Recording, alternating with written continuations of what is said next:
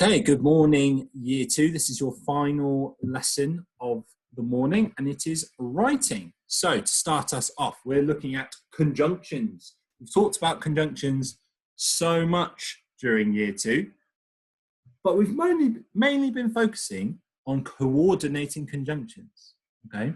There's two types of conjunctions. Mainly, up to this point, we've been focusing on coordinating.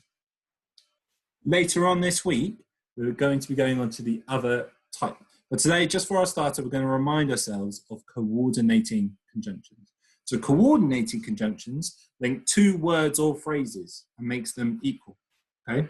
So I like playing football and rugby. It's two things in a list that they've just connected, so they're the same. But it can also connect two sentences. So I like playing football and I like playing rugby. Two separate sentences joined together with the and.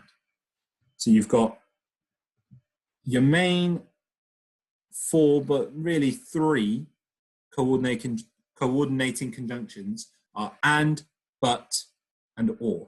So is also up there, but mainly and, but, and or.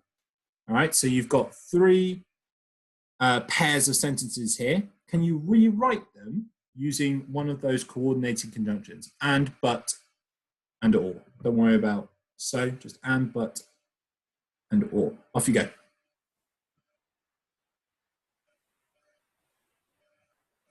Now, I hope you actually paused the video rather than just watching me staring at nothing. So, the first one, you've got, I went to the park and I played on the climbing frame. Well, I just gave it away. I went to the park and I played on the climbing frame. So the conjunction they're looking for there is and, okay? Really, so could work there. I went to the park, so I played on the climbing frame. But and makes more sense. So well done if you got and for that one. My new class is great. I miss my old teacher. They are opposites. When they're opposites, you need a but. My new class is great, but I miss my old teacher. So I'm happy because my new class is great, but I'm sad because I miss my old teacher. But it's about opposites. And then, should I have a banana? Should I have an apple? I did that in the wrong order, but that's fine. Now, these are options. Should I have an apple? Should I have a banana? So the word I need is or. Or is the one that gives me options. Should I have an apple or should I have a banana? It's a trick question. You should have both. It's called a banapple. Try it. It's great. Right, let's move on. Now, we've talked about this before, colourful semantics. Right, this is really about making sure you know the structure of a sentence. Keep that in mind when you do your writing. Do you have a full sentence? Have you got too much of a sentence? Some of us just forget to put in full stops. Always come back to this. Use different colours if you need to help remind yourself. Have I said who? Have I said what they're doing? Have I said where they are? Have I said when they're doing whatever it is they're doing? Things like that, okay?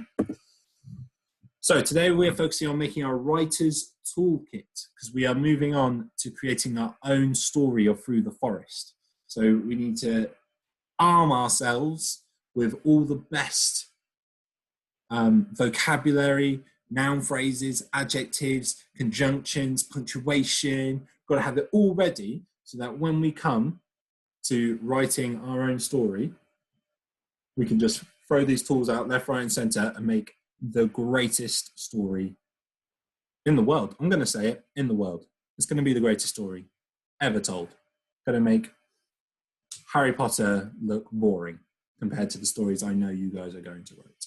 All right. We've done this loads of times. You've seen this glossary. Campfire, place to warm your hands. Greet means to say hello. Pathway is what you walk down. Chilly means it's really cold. Crusty is when it's like really crunchy food, quite hard food. And then a den is like a house, a habitat for some animals, right? So those are your key words to remember that you should really use, that your vocabulary words, all right? I know you've heard this, but we're going to go through it again. Early one morning, my mother set me a task Take this basket to Grandpa's house, she said, and fetch some warm, crusty bread rolls from him for our lunch. The way to Grandpa's house was through the forest, and the weather was chilly, so I put on my red coat and set off quickly with the basket. I tiptoed through the forest, and the leaves went crunch. My tummy gave a rumble. When will it be time for lunch? After a while, I came to a den. Out came a fox, who shouted, Who's there? Go away. Please, may I get past? I pleaded. Hopefully you remember that the word pleaded means that you beg, like please. Sounds like please. I pleaded, please. I need to get to Grandpa's old wooden house. Oh, okay, said the fox. That's tickety-boo, which means fine. I don't know why he says it like that, but yeah, that's tickety-boo. I tiptoed through the forest and the leaves went crunch. My tummy gave a rumble. When will it be time for lunch? Something you're all thinking right now because it is nearly time for lunch. Later, I came to a campfire. A snake slithered out and hissed, Why are you here? Please, may I get past? I begged.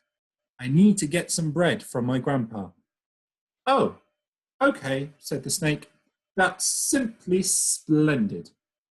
Again, just means that's fine.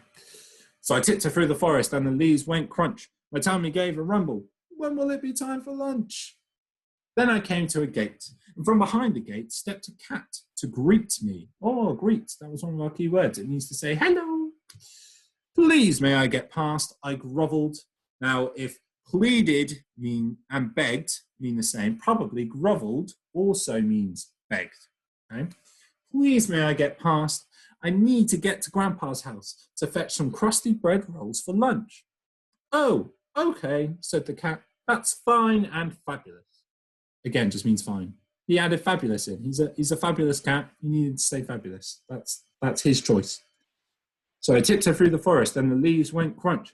My tummy gave a rumble. When will it be time for lunch? After a while, I came to a clearing where there was a twisting, winding stone pathway. I wonder where it's going to lead to.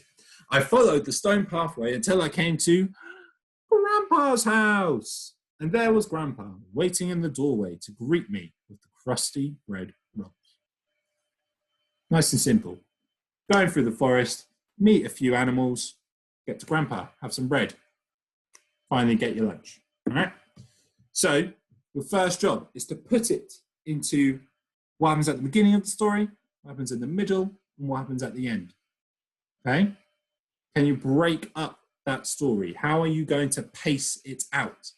What are you going to put in this beginning section, in the middle, in the end? All right? It's not as simple as in the beginning, I go to the forest.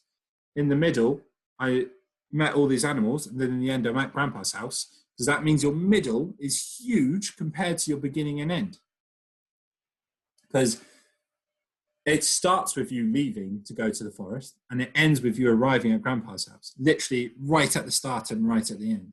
But the beginning is normally like the first paragraph. It's normally quite a few sentences. So it's going to be more than just leaving the house. You need a bit more detail, a bit more information in there. Okay?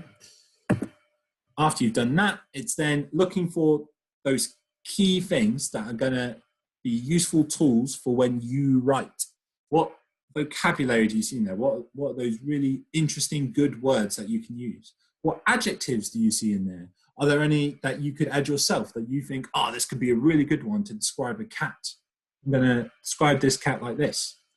Expanded noun phrases. What noun phrases do you see in the text and which ones can you add?